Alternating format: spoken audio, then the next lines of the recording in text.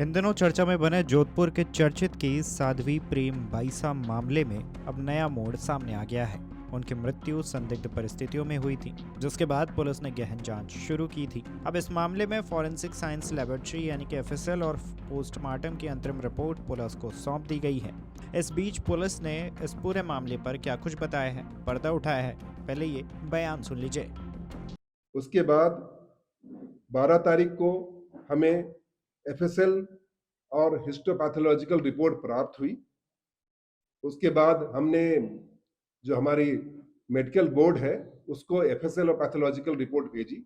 उसमें cause of death आया due to shock as a result of cardiopulmonary arrest due to pulmonary pathology, और उसमें उन्होंने लिखा हुआ है अस्थमा ऑब्लिक सीओपीडी।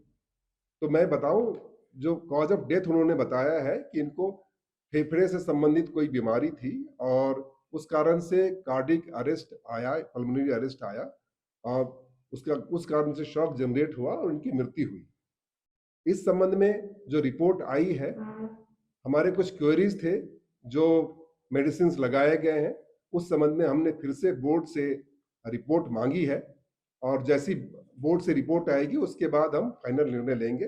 परंतु मैं आपको बता दूं, इस दौरान जिन जिन लोगों के बयान लिए गए, जो तथ्य संग्रहित किए गए, जो साइंटिफिक अन्वेषण किया गया, उसमें यह तथ्य बहुत ही क्लियर कट आया कि इसमें पॉइजन नहीं पाया गया है, बॉडी में कोई सेक्सुअल ऑफेंस करना नहीं पाया गया है और कोई ऐसी एक्सटर्नल इंजरी या इंटरनल इंजरी नहीं पाई गई है। एक तथ्य सामने आया कि जो इंजेक्शन दिया गया है देवी सिंह जो कंपाउंडर है उनके द्वारा, तो उसमें ड्रग रूल की अवहेलना पाई गई, जो कि जो मेडिसिन दिए गए थे वो शेड्यूल एच में आते हैं और उसको एक प्रेस्क्राइब्ड मेडिकल प्रेडिक्शनर ही दे सकता है, जो कि शेड्यूल ड्रग है।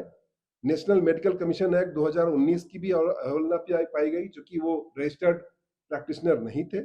इसके अलावा national nursing and midwifery commission act 2023 की भी अवहेलना है, चूंकि ये नर्सिंग का कोर्स कर चुके थे, परंतु इन्होंने जो मेडिसिन एक रजिस्टर्ड डॉक्टर दे सकता है उन्होंने वो एडमिनिस्टर किया। चूंकि ये पहले भी उनके यहाँ इलाज के लिए जाते थे, जैसा कि तथ्यों में आया है और एनिमेशन में भी आया है, इनके नॉलेज में था कि किन मेडिकल कंडीशंस में वो गुजर रही हैं।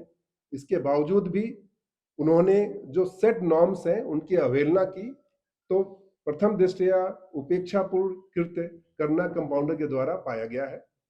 इस संबंध में जैसे ही हमारी पोस्टमार्टम की जो बोर्ड है उसकी तरफ से जो हमने एक्सप्लेनेशन मांगे हैं और उसकी रिपोर्ट आएगी, तो हम बीएनएस और जो राजस्थान मेडिकल एक्ट 1952 के तहत कार्रवाई करेंगे। अब ये फोरम ओपन है, एसआईटी भी आपके पास बैठी है और मैं भी हूं, आपके कोई प्रश्न हो तो उसके जवाब दिए जा सकते हैं। खैर, रिपोर्ट के मुताबिक साध्वी प्रेम बाईसा की मृत्यु का कारण अस्थमा, जिसे हम दमा कहते हैं, उस मामले में सांस रुकने को बताया गया है। लंबे समय से चली आ रही आशंकाओं पर विराम लगाते हुए मेडिकल बोर्ड और एफएसएल जांच ने यह स्पष्ट किया है कि उनके शरीर में किसी भी प्रकार का जहर या फिर बाहरी हानिकारक तत्व नहीं पाया गया है। बहरहाल, इस पूरे मामले पर आपकी क्या राय है, हमें कॉमेंट करके जरूर बताएं। वीडियो डेस्क अमरुजाला.com। आपके राज्य की खबरें, आपके शहर की खबरें सबसे पहले जानने के लिए देखते रहें अमर उजाला। चैनल को सब्सक्राइब जरूर कर लें और पाएं हर अपडेट।